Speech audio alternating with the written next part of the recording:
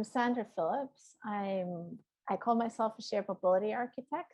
I run this small firm called Move Me, and we focus on-demand shared mobility. We do this in two ways. One is building supply, so build new car share like Evo or Moto that we have here in Vancouver, or bike share, scooter share. And then the second step is integrating those different forms into public transit. As I said, I call myself a shared mobility architect, and we call our work shared mobility architecture because we really look at it from a design, plan, and build perspective in an attempt to change the way we move around, essentially to move away from personally owned vehicles. I've been in this space for the last 10 years and fortunate to do a lot of work in Vancouver, and I've really seen people shift their way. I think there's a third of the population that now has a car share membership. But I've also been involved globally. So I've been involved in about 70 projects worldwide to date.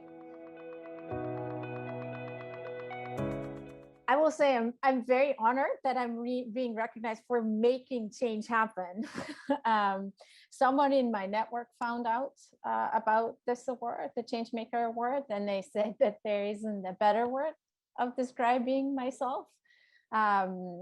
I will say making change reality it's a driving force behind what I and quite frankly my team does every day. I don't think it's good enough to just understand what needs to change. It's really about using the knowledge and the resources, and I really think our large network is part of our resources, and then determination and grit to push through boundaries until, quite honestly, the vision inspires others and becomes reality. It, quite honestly, being a change maker is not a one-woman show. It's really a community effort, but there has to be somebody that people, get inspired by. And so I'm very honored that BCBusiness recognized me as that. I think it resonates very well with what I've been trying to do for the last 10 years. If you have to pick three, I think I would pick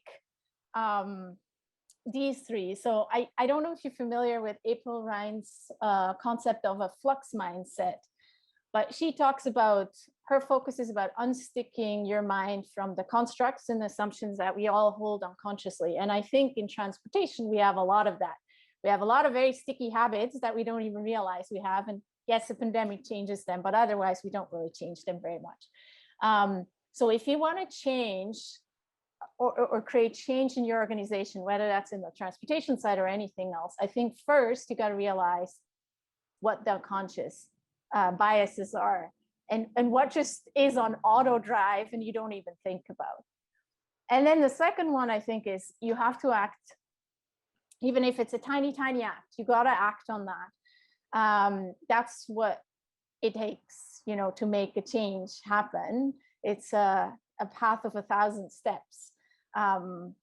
If I can tell a story that very much resonates, I think, with myself, but also sometimes, the uphill battle that I feel we do is the flight of the hummingbird. It's a story by the Quechua people in Peru, and then it moved to Haida Gwaii, and now it's an opera. But ultimately, it's about a fire breaking out in a forest, and all the animals flee.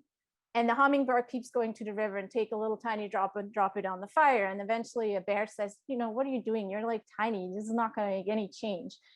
And the hummingbird just says, at least I'm doing my part. And I think that is really what makes change happen. So sometimes we think it has to be a grand gesture. And really it's just about commit to one small act and start building on that. And then the last one that I learned the hard way is patience and persistence. So you start with that tiny act, you realize your unconscious bias, you start with tiny act, and then you got to do it over and over and keep at it. And that's, I think, where a lot of people give up. When I came to Vancouver, I'm originally Swiss, and I had to take a taxi downtown because there was no SkyTrain at the time. And I was like, oh, we can fix that. In Switzerland, everything is connected. Being young and ambitious, thought like, yeah, it's going to happen, if you just align yourself with the right organization in a couple of years. Well, that was 12, 13 years ago. And last year, we finally had the shared mobility compass card where car sharing, bike sharing, and public transit was all integrated and it was seamless to move. So I think it takes a lot of time.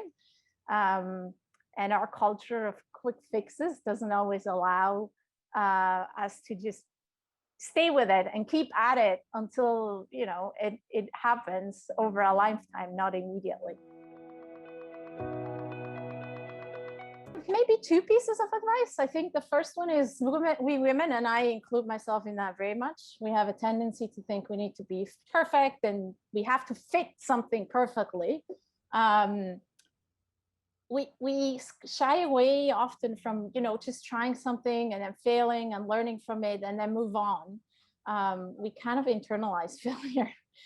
And, you know, I think what helped me most is just figure out what really matters to you and what doesn't, what's just a lot of noise, and then tune out the noise and keep at it. Even if you fall 50 million times, just keep at it. Eventually you get there.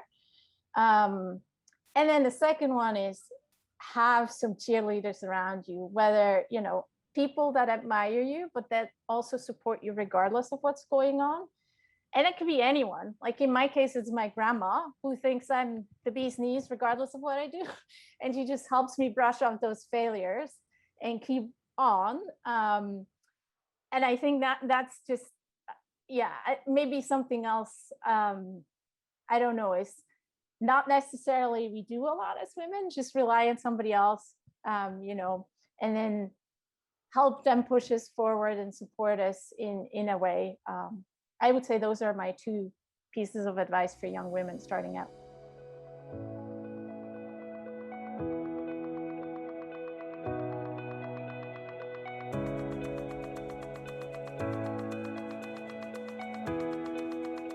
So my name is Emma Gilchrist, and I'm one of the co-founders of The Narwhal, and I'm also editor-in-chief of The Narwhal. And The Narwhal is an online magazine that publishes in-depth and investigative journalism about Canada's natural world. And we're unique in that we're pioneering a nonprofit model for journalism, and we're supported by more than 3,000 monthly members. Being a change maker in the space that I'm in means building a new model for journalism in a time when old models are really struggling. And the new model that we're building at The Narwhal through pioneering a nonprofit model really reinvigorates the relationship between the audience and journalists, because it turns to audience revenue as the single largest source of revenue. And I think that kind of changes the nature of journalism in a productive way, in making sure that we reflect community concerns and are really connected with an audience, as well as making it possible to do the kind of in-depth and investigative journalism that we do, which is really hard to fund these days. I mean, I think number one would be to kind of think outside the box and don't play by the old rule book. The real sort of magic of The Narwhal is that we combined the thinking from two different sectors. So we took our experience in the nonprofit sector and in the traditional journalism world, and we combined them and kind of made a whole new rule book. So I think just trying to think outside of the rules that are set for you and coming up with new ways of doing things and kind of cross-pollinating across sectors is where a lot of change can happen. The second would be, I mean, in my experience running an organization, like 90% of your success is based on your people, on being able to like attract and retain top talent. So just, you know, to invest in your people and also invest in building leaders in your organization. And I think the third one would be to look at ways that whatever your business is, to give ordinary people a chance to meaningfully impact change. So for us, you know, by having a reader funded model and calling our readers in to support our journalism, that's actually giving them a way to like engage in their democracy and in the world in a way that's really meaningful. And I see lots of different businesses looking to do those types of things, you know, whether that's giving people an opportunity to donate to charity or to encourage them to volunteer, or, you know, partnering with a charity and giving a charity exposure. I just think every business has a role to play in giving ordinary people avenues to make change. sticking on a theme for that one, I thought about this a bit, and I don't really have, like the one key figure who's a big inspiration. But where I really draw inspiration on the daily is from reading the comments that our readers and our members make when they're signing up for the Narwhal. And it kind of comes back to just believing in the power of ordinary people. And I'm really inspired by the fact that, people on limited, retirement incomes are still saying like, I want to do something about this. I want to support journalism. I'm going to give $5 or $10 a month because that's what I can do. And so I just take inspiration from anybody who's doing what they can within their own limits. And I think that's really what change ultimately takes. I'm Jill Earthy, CEO of Women's Enterprise Center. On behalf of our team and community, I am delighted to congratulate Sandra Phillips as the winner of the BC Women of the Year Award in the Changemaker category. Sandra is creating lasting change by transforming the transportation industry in Vancouver and rethinking how people stay connected. I'd also like to congratulate the runner-up, Emma Gilchrist, for her values-based reporting that uncovers stories about our natural environment and how we interact with it. Sandra and Emma are role models for other women leaders who are inspired to make a change in BC. Thank you to BC Business Magazine and all the sponsors of the Women of the Year Awards for profiling these incredible change makers.